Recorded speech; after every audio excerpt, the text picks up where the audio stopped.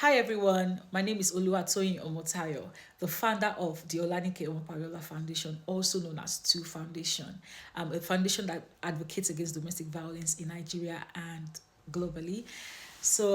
Before we move forward in this video, I want to crave your indulgence. If this video ever crosses your timeline through whatever social media platform, WhatsApp, Instagram, please kindly subscribe to our YouTube channel, Two Foundation TV, our Instagram handle, two.foundation, our TikTok, Two Foundation, our website, twofoundation.org. Yeah, and there you can find information on all our social media platforms. Our emails and numbers are there to reach out to us if you want to, and your support is really needed. We can't but say it. We need your support to be able to take this work further.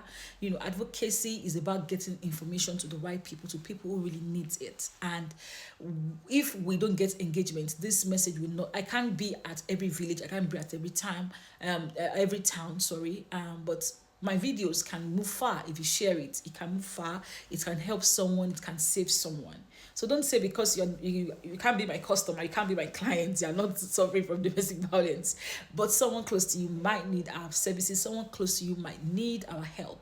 So these videos we put out, giving information and educating people, we need it to go far. So we please crave your indulgence, we crave your support. Please kindly give it to us. Thank you very much. And today being the 19th of December 2025, we had our usual Instagram live chat, and we talked about restraining order and protective orders available to victims of domestic violence in Nigeria. And we had the very, very versatile guest, Joyce Chiamaka, or popularly known as Celebrity Lawyer on Instagram.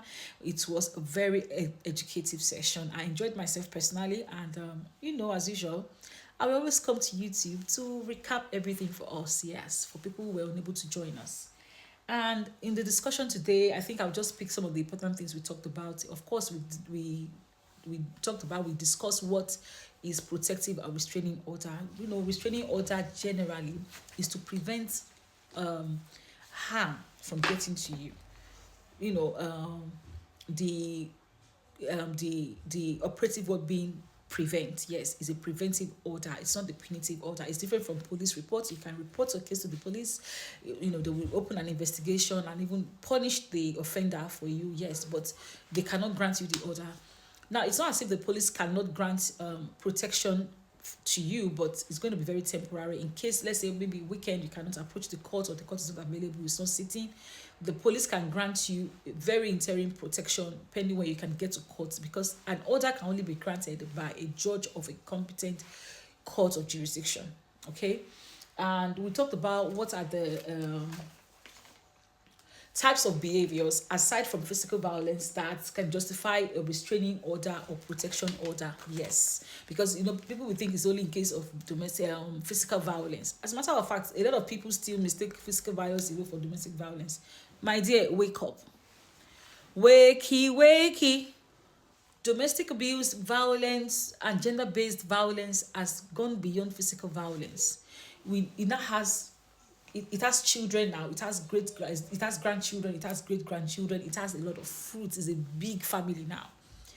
The physical violence of it is just the one that people can see.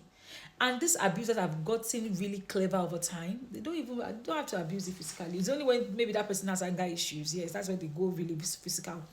But someone who really wants to deal with you, abuse you, reduce it to nothing, they are very tactical in their style. Yes, they abuse you mentally, they abuse you psychologically, they abuse you financially.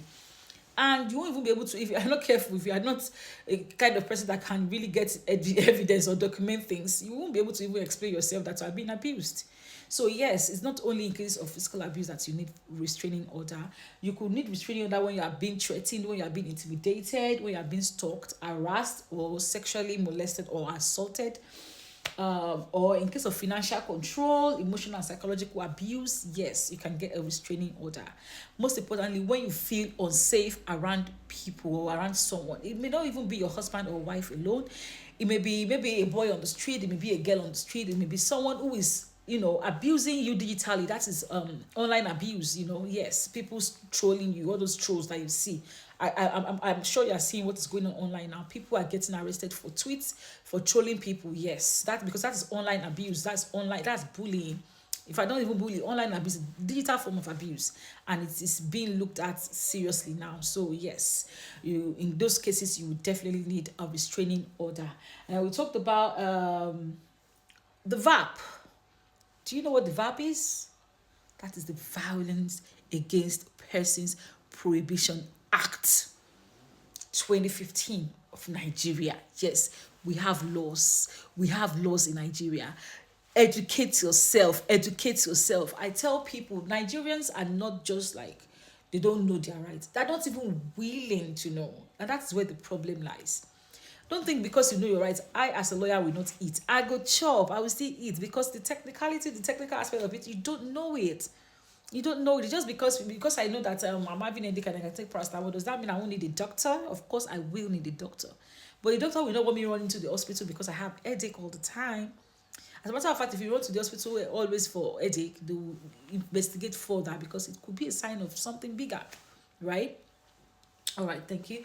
Excuse me. So what we're talking about is, please, you can Google it, the VAP. VAP is a law now in Nigeria. It's an act. When it's an act, is the whole country. Yes, you know what an act is. And this particular law really it's my favorite, honestly. It goes beyond our criminal act or the penal code or anything. It goes beyond it, and it is very very very very easy to understand, easy to read. It is straightforward, unambiguous. If you check section 1 of it, it talks about rape. If you check section 6 of it, it talks about physical and sexual emotional violence. If you check section 14, it talks about the sexual assault. If you talked about section 12, it talks about the emotional, verbal and psychological abuse, and that is my favorite. That law actually recognizes verbal abuse and psychological abuse. You know that kind of abuse you cannot prove in court. This particular law explains it. Not just explains it, it recognizes it, and it gives the consequences. Everything is there in black and white, easy to read. Also, we talk about we talk about protection order under Nigerian law and how does the survivor apply for one. You apply for one by applying to the court. You can apply by yourself. However, most of the time this kind of thing they tell you, you can apply to the court yourself. It's just obtainable in theory most of the time, but practically I will advise to get a lawyer. If you don't have money for a lawyer, approach the legal aid, approach NGOs like ours. We can help you, get a restraining order. Okay. Also, and what will it do for you? A restraining order will stop you from being threatened, from being harassed, from getting in contact or close to you, in a proximity that the court is going to say in the order. And also they can remove the abuser from your home in case the person is living with you. And you apply to a magistrate court or a high court for it. Like I said, you can apply by yourself, but it's actually advisable to apply through a lawyer.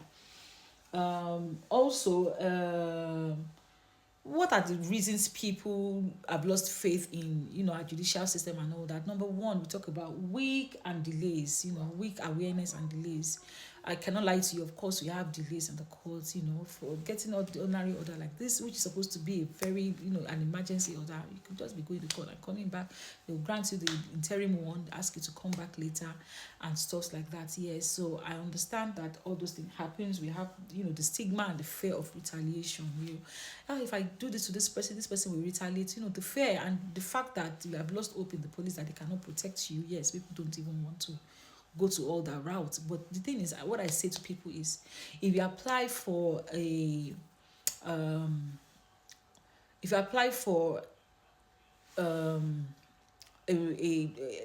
restraining order, even if the person violates it, that's an offense, and it's going to form part of your evidence to get whatever justice you need from court.